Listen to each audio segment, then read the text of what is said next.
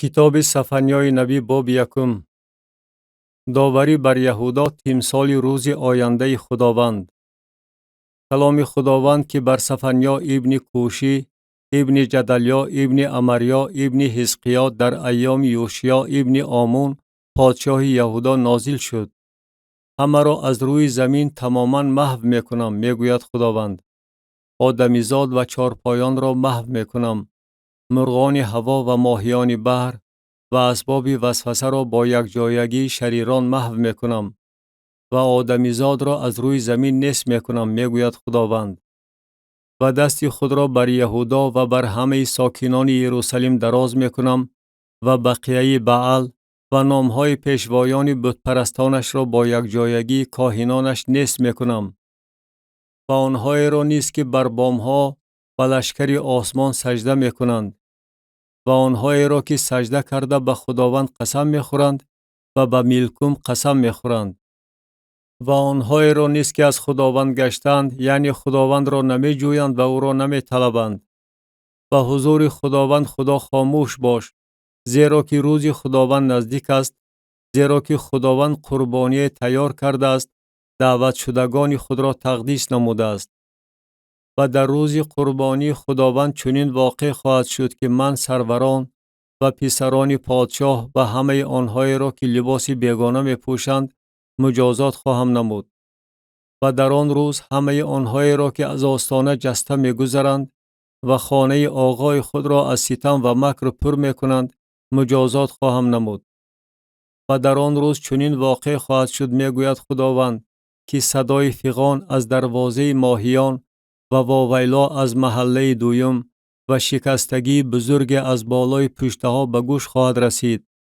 واویلا کنید ای ساکنان مکتش، زیرا که تمام قوم تاجر محو گردیدند، همه نخره اندوزان نیست شدند.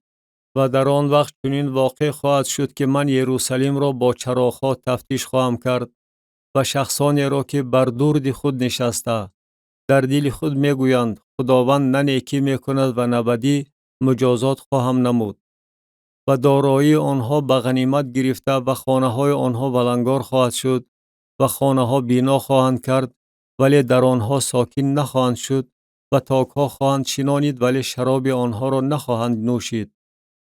روز بزرگ خداوند نزدیک است، آن نزدیک است و خیلی می شتابد. صدای روز خداوند به گوش می رسد. آنگاه بهادر هم فیغان تلخ خواهد برداشت. آن روز روزی غضب است، روزی تنگی و مصیبت، روزی ویرانی و خرابی، روزی تاریکی و ظلمات، روزی ابر و میغ، روزی شاخ و نداها بر شهرهای حصاردار و بر برجهای بلند. و من آدمان را به تنگ می آورم و آنها مثل کوران راه خواهند رفت، زیرا که پیش خداوند گناه کردند و خونشان مثل غبار و گوشتشان مثل سرگین ریخته خواهد شد. نه نقره آنها نه طلای آنها در روز غضب خداوند آنها را نمی توانند نجات دهد.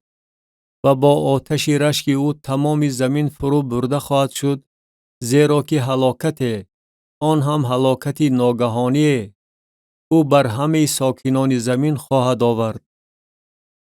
کتاب سفنیای نبی باب دویم.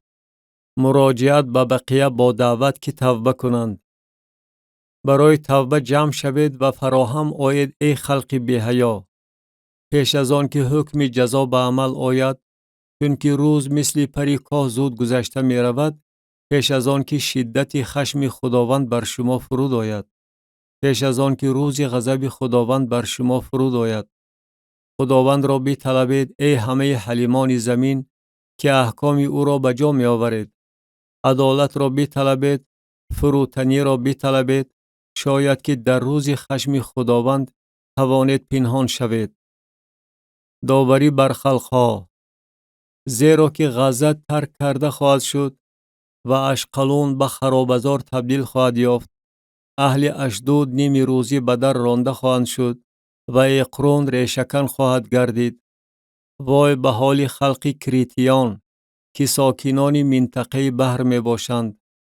کلام خداوند در حق شماست ای کنعان زمین فلسطیان، و من تو را نیست خواهم کرد و درجه ای که ساکن در تو باقی نخواهد ماند.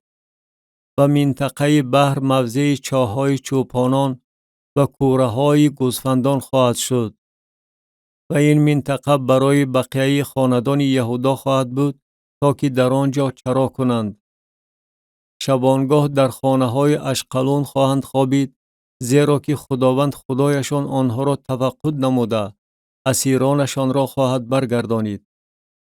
دشنام موآب و حقارت‌های بنی عمون را شنیدم که قوم مرا تحقیر نموده در حدود آنها کلانیگری می‌کردند. بنابراین به حیات خودم قسم می‌گوید خداوند لشکرها، خدای اسرائیل، که زمین موآب مثل سدوم و زمین بنی عمون مثل امورا خواهد شد، موضع خارها و کان نمک و خرابزار ابدی خواهد گردید. بقیه قوم من آنها را تاراج خواهند کرد و باقی ماندگان خلق من آنها را به تصرف خود خواهند درآورد. این بسر آنها از باعث کبرشان خواهد آمد، زیرا که در حق قوم خداوند لشکرها تحقیر و کلانیگری کردند. خداوند بر آنها سهمگین خواهد بود، زیرا که او همه خدایان زمین را محو خواهد کرد و همه خلقهای ساکنی جزیره ها هر یکی از مکان خود به او سجده خواهند کرد.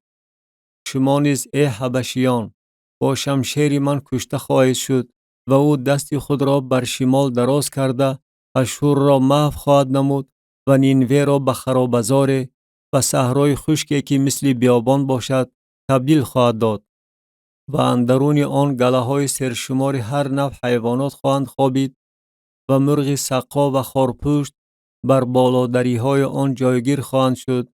صدای خوانش پرندگان از تیریزه هایش به گوش خواهد رسید و خرابی بر آستانه هایش نمایان خواهد بود، زیرا که چوب های ارضی روی بست آنها ویران شده است. این شهر پرسرور که بے پروایانه عمر به سر برده در دل خود می گفت من هستم و غیر از من دیگری نیست، چگونه خراب گردیده و مسکن حیوانات تبدیل یافته است. هر کسی که از پیش آن بگذرد به حال آن هشتگ زده دست خواهد افشانید. کتاب سفنیای نبی باب 3. تنزل اخلاق در یروشلیم در ایام نبی. وای به حال شهری پلید و نجس ستم پیشه، و آواز را نمی شنود، پند را نمی پذیرد، به خداوند توکل نمی کند، به خدای خود نزدیک نمی شود.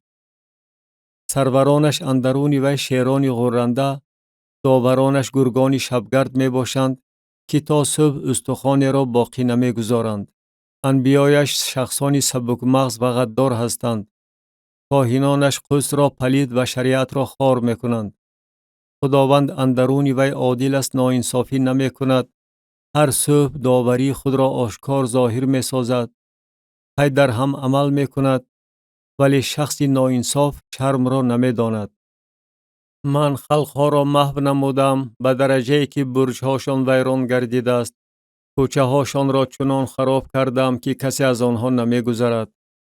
شهرهاشان طور ولنگار شده است که کسی در آنها نیست، ساکن باقی نمانده است. گفتم کاش که از من می ترسیدی و پند را قبول می کردی و در آن صورت مسکن وی محو نمی شد و هر آنچه در حق وی امر فرموده بودم به عمل نمی آمد. لیکن آنها برای بد کردن تمام عملیات خود شتافتند.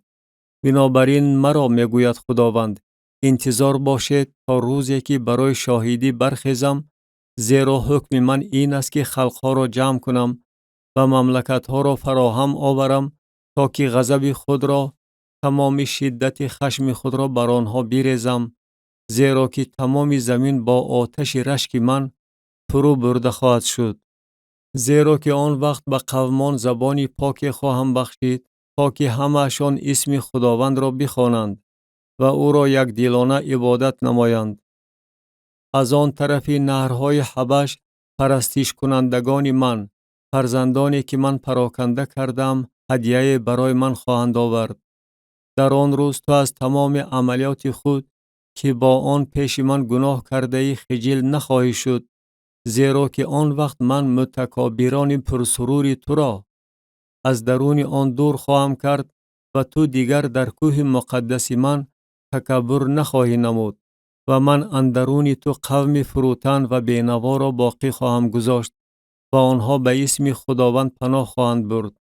بقیه اسرائیل ناانصافی نخواهند کرد و دروغ نخواهند گفت و در دهانشان زبانی فریبگرانه یافت نخواهد شد، زیرا که خودشان چرا کرده خواهند خوابید و کسی آنها را بی‌ضابطه نخواهد کرد.